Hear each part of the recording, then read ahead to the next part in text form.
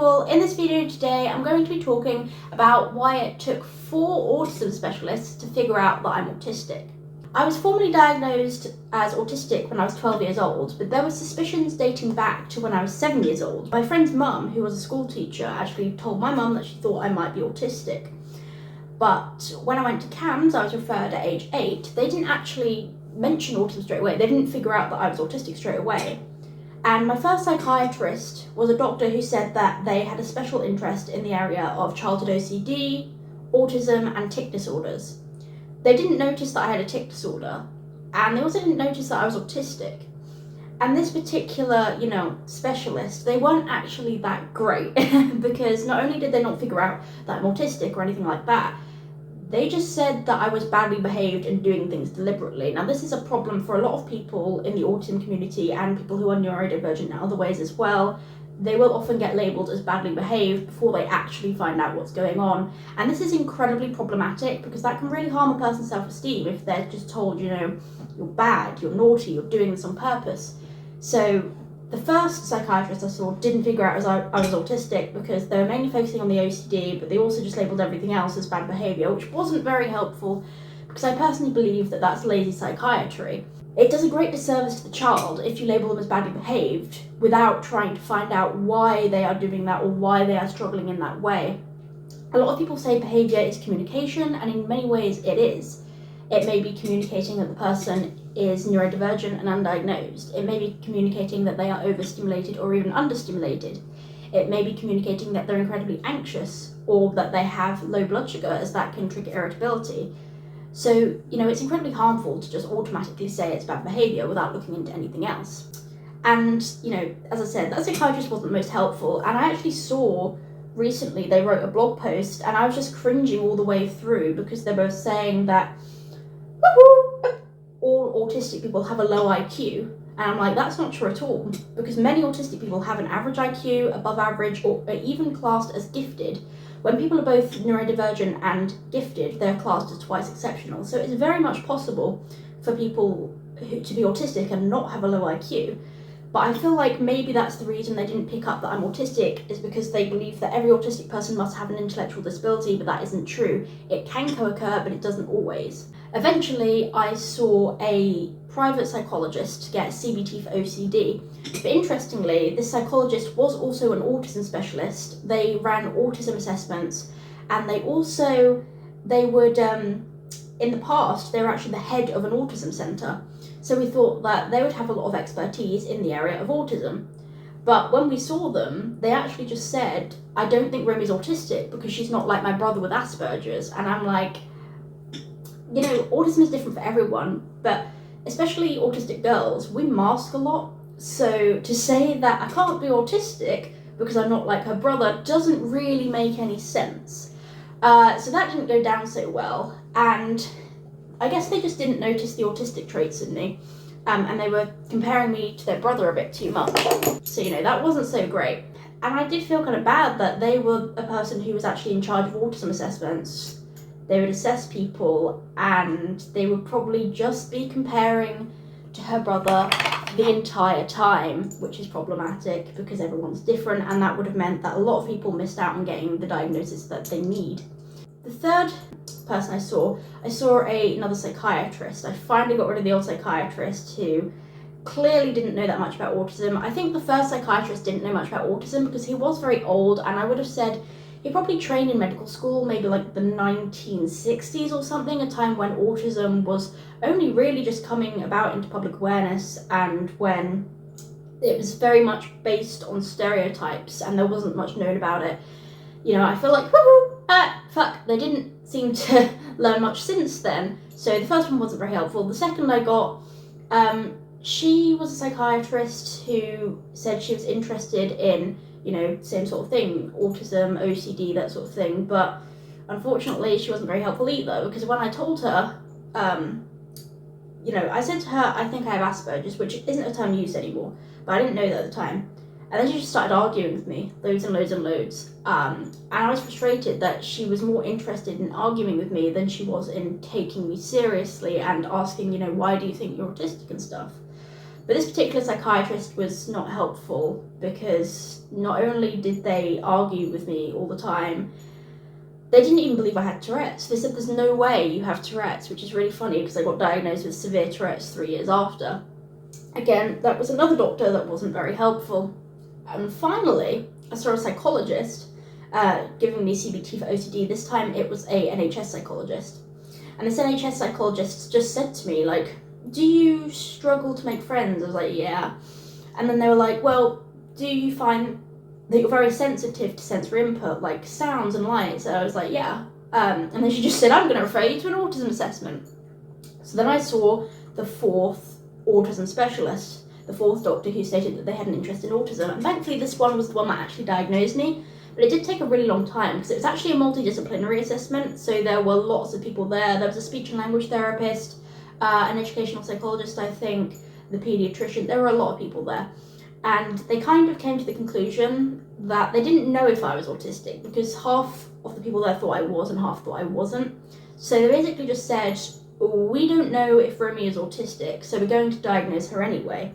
Which left me feeling very uncertain and very confused, because I was like, well, am I autistic or not then? So basically for years I was just reading about autism and researching to try and figure out, am I actually autistic? Because I had a lot of people say they didn't think I was. But after researching it, I think I am, because I do walk back and forth all the time, I do flap my hands, I do have very bizarre special interests. I've been obsessed with school uniform designs for about 15 years.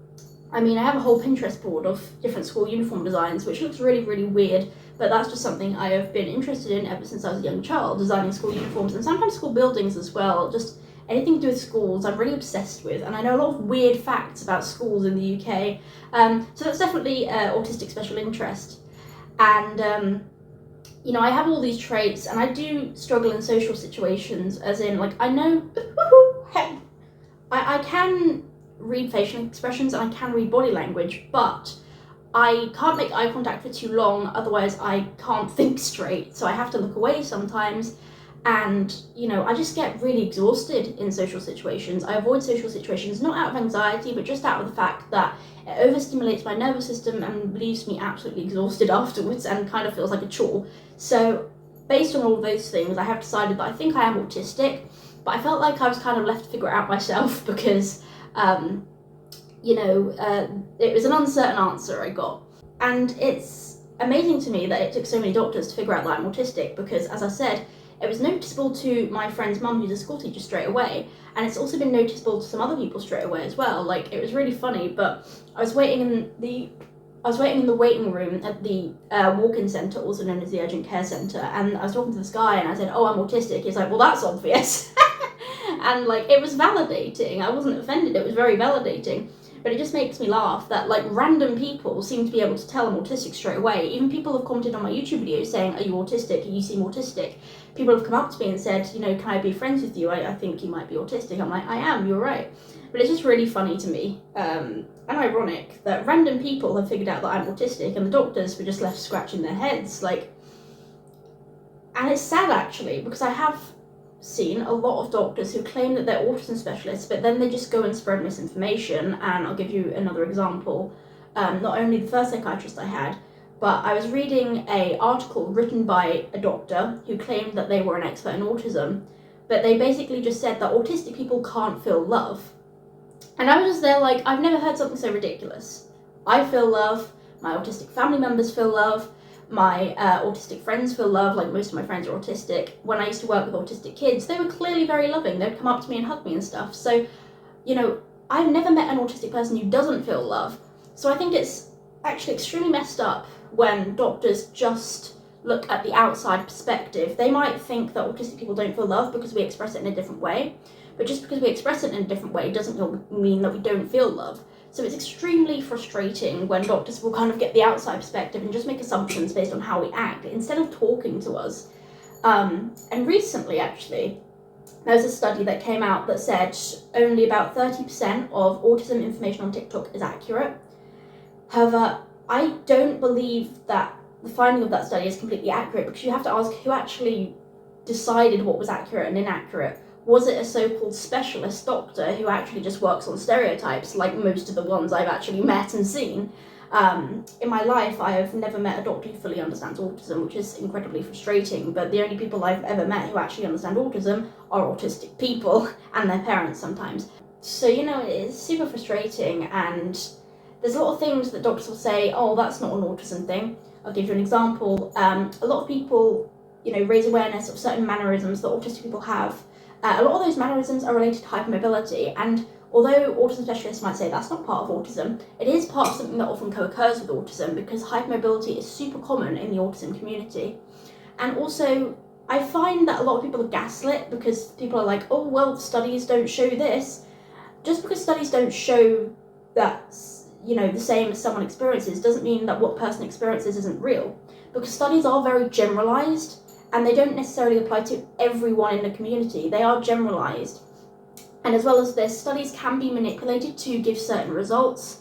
I was in an autism study when I was 14, and I can just tell you from being in that study, it was not accurate, because they would track anxiety levels using it was like a wristwatch that tracked your heart rate, but that to me wasn't tracking my anxiety levels, it was just tracking my heart rate, because I have a provisional diagnosis of POTS, which is a disorder of the autonomic nervous system. It's neurological, that can cause a high heart rate, and it is super common in the autism community, but is not related to anxiety.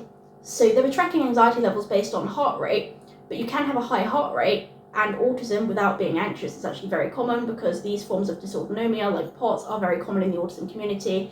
And as well as this, they gave us an IQ test, but the IQ test was not fully accurate because they only included visual spatial questions, which was terrible for me because I have visual spatial processing issues.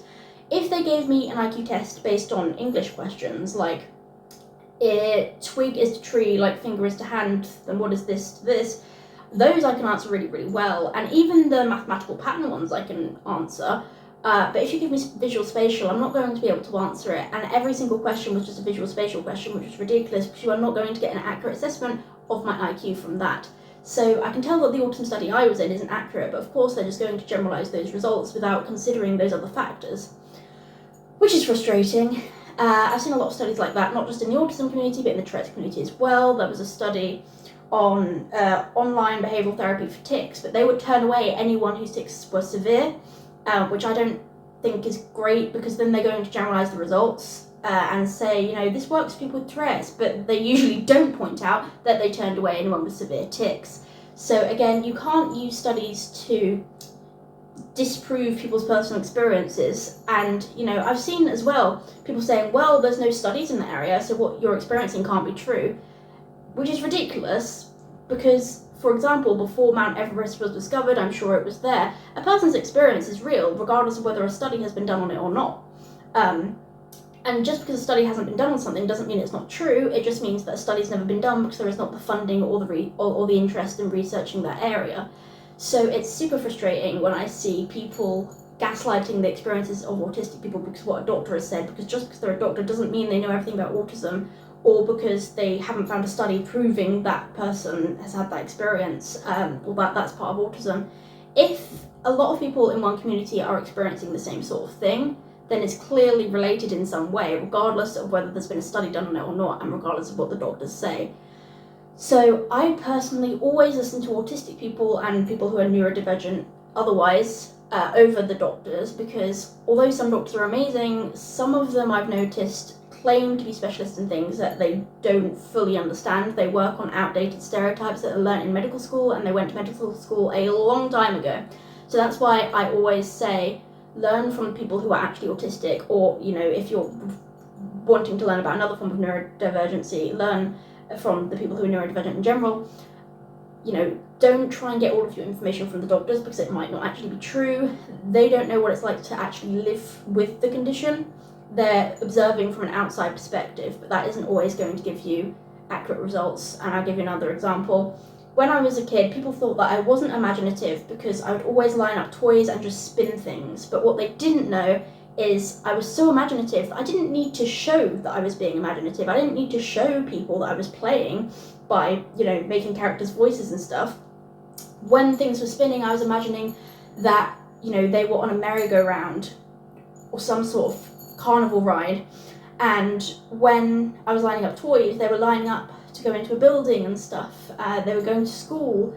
So I was actually very imaginative, but to a doctor, they might just say, oh, well, she's just lining stuff up and spinning stuff. She's not imaginative. But if you actually ask the autistic person why they're doing something or what they're experiencing, you will learn a lot more than getting an outside perspective from someone who isn't autistic.